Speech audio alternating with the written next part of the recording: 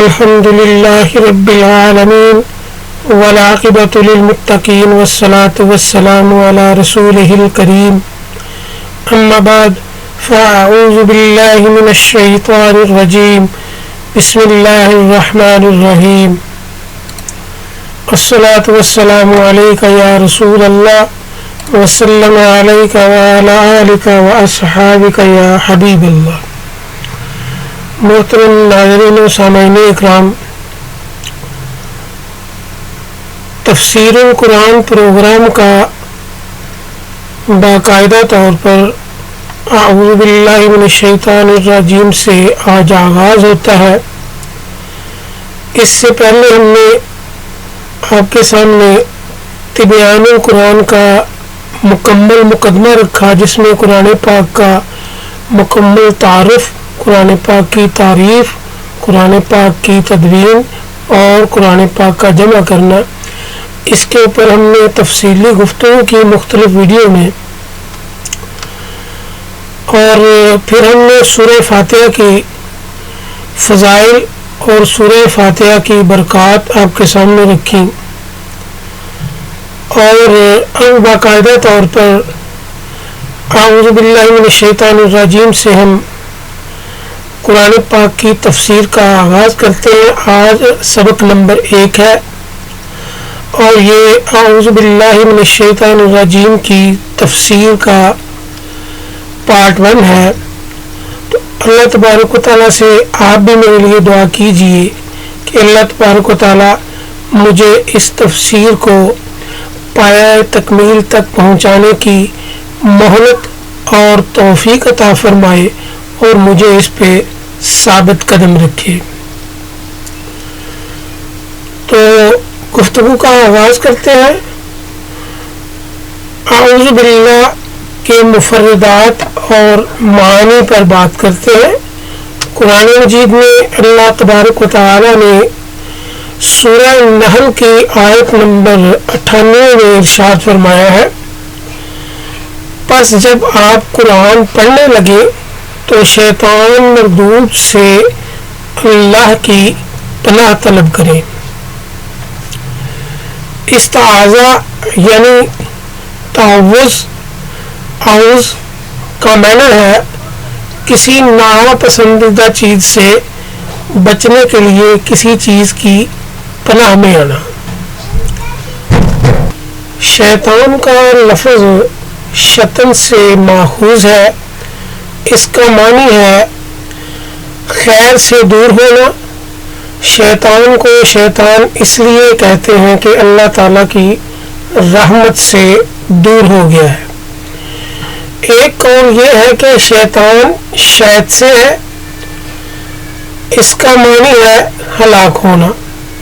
اس بنا پر شیطان کو شیطان اس لیے کہتے ہیں کہ وہ اللہ تعالیٰ کے قہر و غضب میں ہلاک ہو گیا. رجیم کا لفظ رجم سے ماخوذ ہے. اس کا معنی ہے سنسار کرنا، قتل کرنا، لعنت کرنا اور دھتکارنا.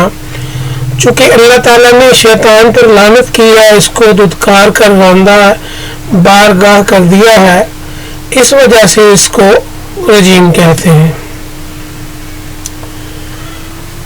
اب اعوذ باللہ کے صرف اور اعراب کے بارے میں گفتگو کرتے ہیں. شیطان صفت مشبہ کا صیغہ ہے. اگر یہ شید سے بنا ہے تو اس کا وزن فعلن ہے، اور اگر یہ شطن سے بنا ہے تو اس کا وزن فعال ہے. رجیم فعیل کے وزن پر صفت مشبہ کا صیغہ ہے اور مفعول کے معنی میں ہے. اس کا معنی ہے راندہ ہوا، دھتکارا ہوا. من ابتدا کے لیے ہے اور جار مجرور ہے. اعوذ کے متعلق ہے کہ اس کا معنی ہے میں شیطان رجیم سے پناہ مانگنے کی ابتدا اللہ سے کرتا ہوں. اور یہ منصبیہ بھی ہو سکتا ہے اور اس کا معنی ہوگا शैतान रजीम के सबब से मैं अल्लाह की पनाह में आता हूँ। तो ये सर्फ के एतबार से और एराब के एतबार से हमने आपके सामने औज़ु बिल्लाह के मानी को मफ़हूम के साथ रखा।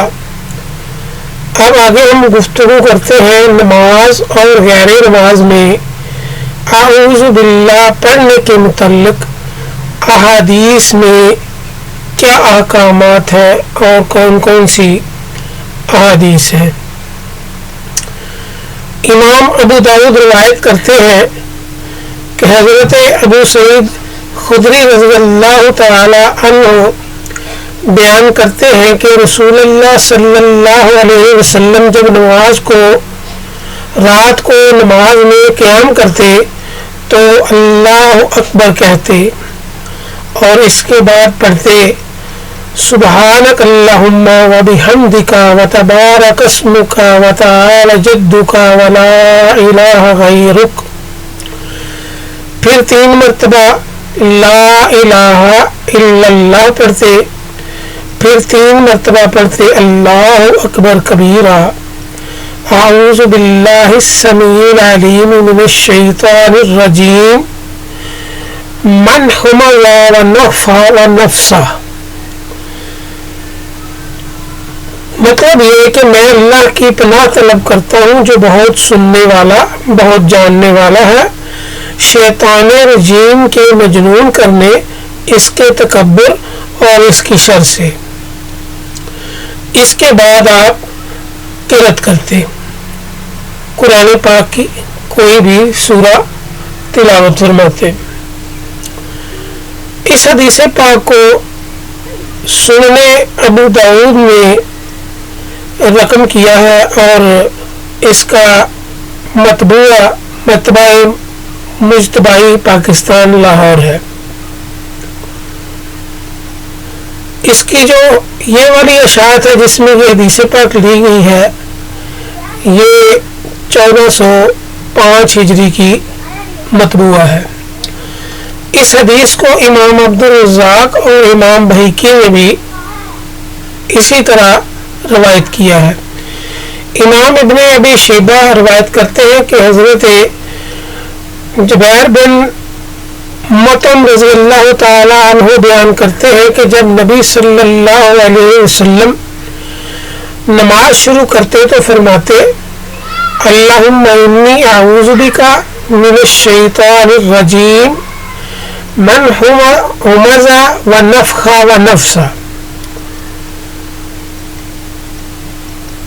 इमाम अब्दुल रज़्ज़ाक रिवायत करते हैं कि अता ने कहा अऊज़ु बिल्लाह पढ़ना हर किरात में वाजिब है, ख़्वाह वो किरात नमाज में हो या गैर नमाज में, क्योंकि अल्लाह तबारक व तआला ने फरमाया है कि बस जब आप कुरान पढ़ने लगे तो शैतान मरदूद से अल्लाह की पनाह तलब कर लें, जैसा कि हमने इब्तिदा में सूरत नहल की आयत नंबर 98 आपके सामने रखी थी।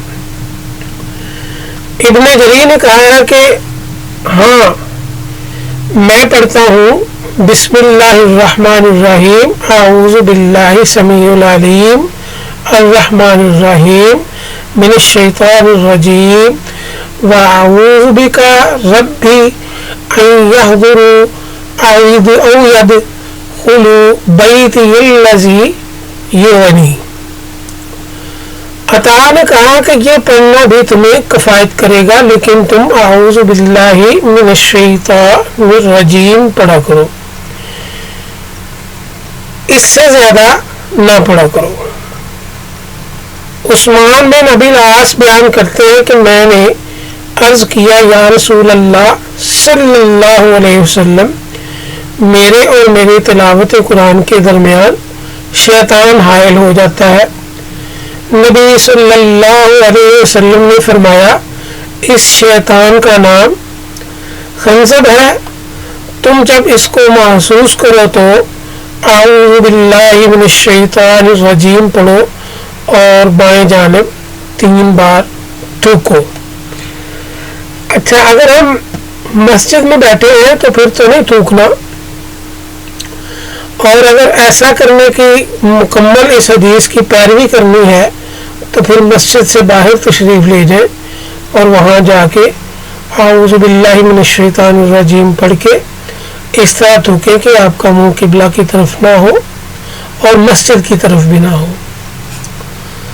تو حضرت ابو سعید خدری رضی اللہ تعالیٰ عنہ بیان کرتے ہیں کہ رسول اللہ صلی اللہ علیہ وسلم قرآن مجید پڑھنے سے پہلے اعوذ باللہ من الشیطان الرجیم پڑھتے تھے۔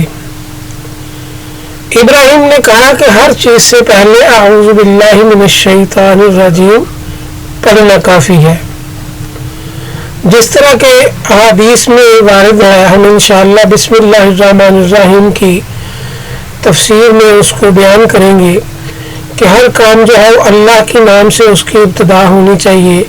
تو جب بھی کوئی کام، کوئی بھی کسی قسم کا کام اچھا مباح شروع کیا جائے تو اس سے پہلے اعوذ باللہ من الشیطان الرجیم بسم اللہ الرحمن الرحیم دونوں ہی پڑھ لیے جائیں، یہ بہت بہتر ہے۔ تو عزیزان محترم، یہ تھا پارٹ 1۔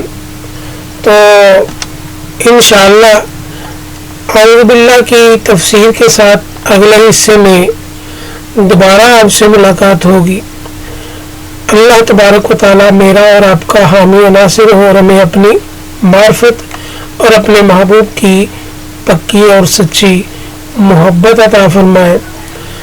عزیزان محترم، آخر میں یہ گزارش ہے کہ یہ چینل دین کے لیے وقف ہے، اس کی طرف خصوصی توجہ دیں، اور ساتھ یہ بھی عرض کرتا چلوں کہ ہم آپ کے سامنے کتاب کے اصل سکین کو بھی رکھ رہے ہیں۔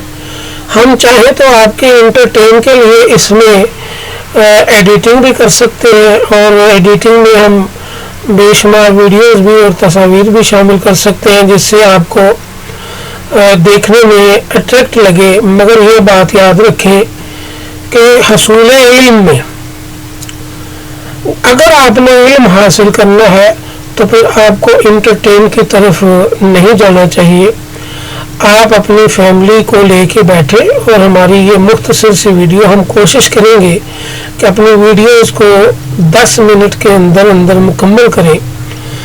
تو آپ اپنی فیملی کو 10 منٹ دیں روزانہ عشاء کے بعد یا سونے سے کچھ پہلے یا عشاء کی نماز پڑھ کے، تو اس سے بہت سارا علم حاصل ہوگا آپ کو، اور یہ چیزیں رفتہ رفتہ آپ کے ذہن میں بیٹھ جائیں گی، اور ضرورت پڑنے پر آپ کو دوبارہ یہ باتیں یاد آئیں گی، جس کا آپ کو فائدہ یہ ہوگا کہ آپ پھر آپ کے ذہن میں ہوگا کہ آپ کو یہ تفسیر پڑھائی گئی ہے، بتائی گئی ہے، تو آپ اس سے سرچ کر کے آسانی سے اپنے زندگی میں درپیش ہونے والے مسائل کو اخذ کر سکتے ہیں، معلومات حاصل کر سکتے ہیں، اور دین کے علم کا اجر تو اللہ تبارک و تعالیٰ آپ کو عطا فرمائے گا ہی۔ تو آج سب نیت کر لیں کہ اس درس پاک کے ہر حصہ کو آپ نے باقاعدگی سے سننا ہے،